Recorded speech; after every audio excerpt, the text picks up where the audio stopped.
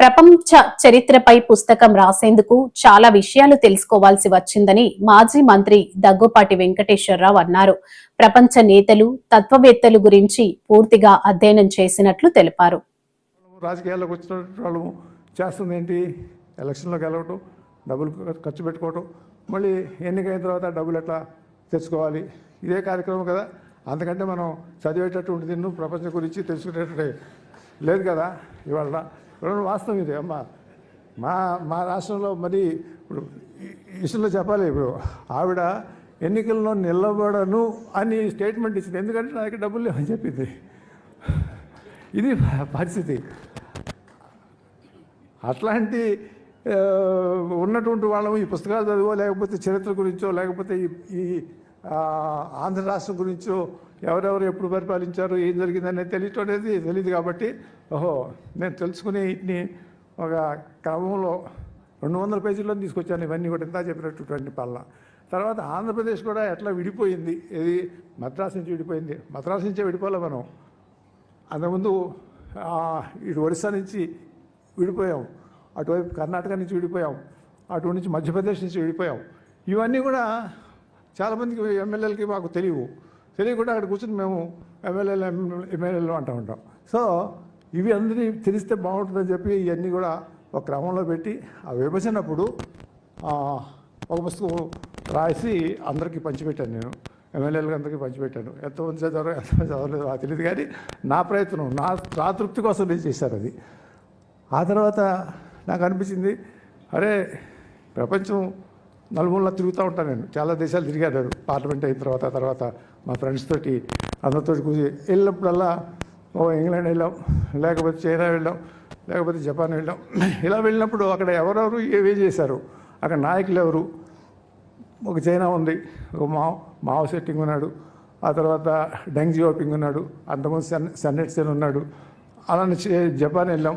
ఎట్లయితే అభివృద్ధి చెందింది ముచిహిటో విజయ చక్రవర్తి ఆయన కాలంలో జరిగింది. అలానే జర్మనీ వెళ్ళాం. ఈ జర్మనీ 30 దేశాలు అయ్యి, జర్మనీ 30 దేశాలని బిస్మార్క్ యునైట్ చేస్తాడు. అలానే మనకి అనేక మంది, టర్కీ ఉంది, టర్కీకి వెళ్తే కెమెల్ పాషా అక్కడ Turkey is the seat anchor of the Muslim dominated Muslim seat అది. అటువంటి వాటిని ట్రాన్స్ఫర్ చేస్తాడు కెమెల్ పాషా. ఆయన మహిళలకి చదువు అంటాడు, బురకా తీసేమన్నాడు. అలా వీళ్ళు చాలా బెన్గోరియన్ ఉన్నాడు, ఇజ్రాయెల్ బెన్గోరియన్ ఉన్నాడు. ఇంకా ఇట్లాంటి వాళ్ళని ఒక 50 మందిని చూడాలని చెప్పి వాళ్ళు సమగ్రంగా వాళ్ళ జీవిత చరిత్రలు తీసుకుని క్షుణ్ణంగా 5 పేజీలు 6 పేజీల్లో రాస్తే బాగుంటుందని అనిపించి, దాంతో పాటు తత్వవేత్తలు సోక్రటీస్, అరిస్టాటిల్, ప్లేటో, రూసో, ఇటువంటి వాళ్ళు ఏంటంటే స్ఫూర్తినిచ్చినటువంటి వాళ్ళు. ఆ స్ఫూర్తినిచ్చినటువంటి వాళ్ళని కూడా దీంట్లో పెడితే, ఆ స్ఫూర్తినిచ్చినటువంటి వాళ్ళు ఇటువైపు ఈ ప్రపంచాన్ని మార్చినటువంటి దేశాలను మార్చినటువంటి బొలివియా 5 దేశాలు స్వాతంత్రం తీసుకొచ్చినటువంటి వాడు సౌత్ ఆఫ్రికాలో. ఇలా ఎంతమంది ఉన్నారు, వాళ్ళందరినీ హోచిమెన్, ఇటువైపున వియత్నాంలో, ఇంకా అలా తీసుకున్నారు.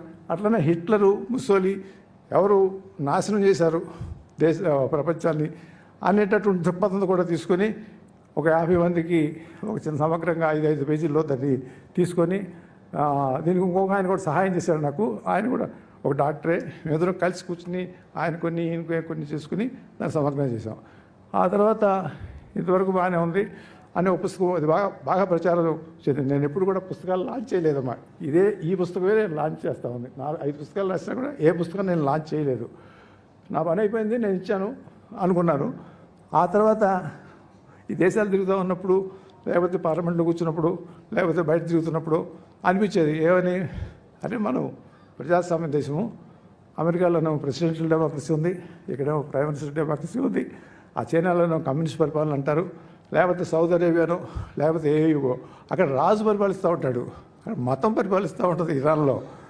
అరే ఇదేంట్రా బాగా మరి ఇట్లా ఉన్నాయి, ఇవి సక్రమంగా నడుస్తున్నాయా లేవా, వీటికి ఏమైనా డిఫరెన్స్ ఉన్నాయా, వీళ్ళ ఎన్నికలు ఎట్లా జరుగుతూ ఉంటాయి, వీళ్ళ కేంద్ర ప్రభుత్వం ఎట్లా ఉంటుంది, స్థానిక ప్రభుత్వం ఎట్లా ఉంటుంది, జ్యుడిషియరీ ఎట్లా ఉంటుంది, వీటి మీద కొంచెం స్టడీ చేసి ఒక కంపారిటివ్గా 5 పేజీలు 6 పేజీల కంటే ఎక్కువ లేకుండా ఒక చోట తీసుకొచ్చి కూర్చోబెడితే ఇటువంటి భిన్నమైనటువంటి ఈ యొక్క పరిపాలనలో కమ్యూనిస్ట్ ఉంది, 3000 మంది డెప్యూటీస్ ఎన్నికవుతారు. వాళ్ళు కూడా ఎన్నికవుతారు, కానీ 20 రోజులే పని ఉంటుంది. అక్కడ కేంద్రం ఉంటుంది, ఆ కేంద్రంలో ఉన్నటువంటి పాలిట్ బ్యూరో, అక్కడ స్టాండింగ్ కమిటీ అని ఉంటుంది, వాళ్ళు చేసుకున్న నిర్ణయాన్ని ఇంప్లిమెంట్ చేయడం. అట్లనే సౌదీ అరేబియా ఉంది, కింగు, వాళ్ళు ఒక 200 మంది ఉంటారు. కింగు యొక్క సంతానమే, వాళ్ళే అన్నీ చూస్తూ ఉన్నారు, కానీ దేశం ముందుకెళ్తూనే ఉంది. ఇటువైపు వచ్చేటప్పటికి అన్నిటికంటే ప్రజాస్వామ్యంలో విచిత్రంగా ఉంది స్విట్జర్లాండ్లో దరిచిన ప్రతిపక్షం 7 పార్టీలు ఉంటాయి.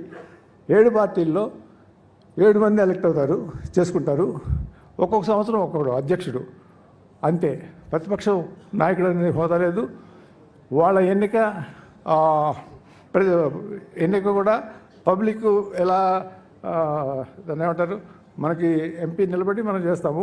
కొన్ని సీట్లు ప్రపోర్షనల్ రిప్రజెంటేషను, పార్టీకి వేస్తారు vote, party will decide these are the people who has to sit in the parliament అని కొన్ని. అట్లనే జపాన్లో ఉంది, అలానే స్విట్జర్లాండ్లో ఉంది, అలానే కొన్ని చోట్ల. అలా రకరకాలైనటువంటి భిన్నమైనటువంటి దేశాల్లో భిన్న రకాలుగా ఉన్నటువంటి వాటిని సమగ్రంగా చేసి ఒక పుస్తకం తీసుకుంటే బాగుంటుందని అదొక ప్రయత్నం చేశాము. అది కూడా సక్సెస్ అయింది. ఇది అయిపోయిన తర్వాత ఇక ఈ మన ప్రస్తుతం ప్రపంచ చరిత్ర, ఇది ఎందుకు రాయకూడదు? ఇది కూడా నా సమస్య. ఇవన్నీ నా సమస్యను నేను అడ్రస్ చేసుకుంటున్నాను, అంతేకాని ఇది మిగతా వాళ్ళకి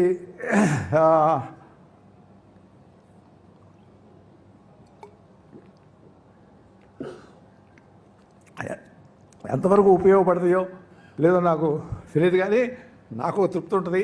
నేను ఎప్పుడైనా చూసుకోవాలంటే ఇదిగో ప్రపంచ చరిత్రలో ఎలా వచ్చాము, ఎక్కడి నుంచి మొదలవ్వాలి, సివిలైజేషన్ అంటాము, లేకపోతే అంతకుముందు ఆది మానవుడు అంటాము. ఈ ఆది మానవుడి కంటే ముందే ఉంది, అసలు భూమి ఉంది కదా, ఈ భూమి పుట్టుకట్ట జరిగింది. సరే, భూమి తర్వాత సూర్యుడు మండలం ఉన్నారు. ఈ సూర్యుడు ఎవరు? ఈ సూర్యుడు పోతే సూర్యుడు ఒక చుక్క, ఒక కొన్ని కోట్ల చుక్కల్లో సూర్యుడు ఒక చుక్క, పాలపుత్తలో మిల్కీ వే అంటాం, దాంట్లో ఒక చిన్న చుక్క. దానికి మళ్ళీ అన్ని గ్రహాలు 9 గ్రహాలు ఉన్నాయి. ఆ 9 గ్రహాలకి భూమి ఒక గ్రహం, భూమికి మళ్ళీ ఒక చంద్రుడు ఒక గ్రహం. ఈ 9 గ్రహాలకి 100, 200, 300 చంద్రుళ్ళు ఉంటారు మళ్ళీ.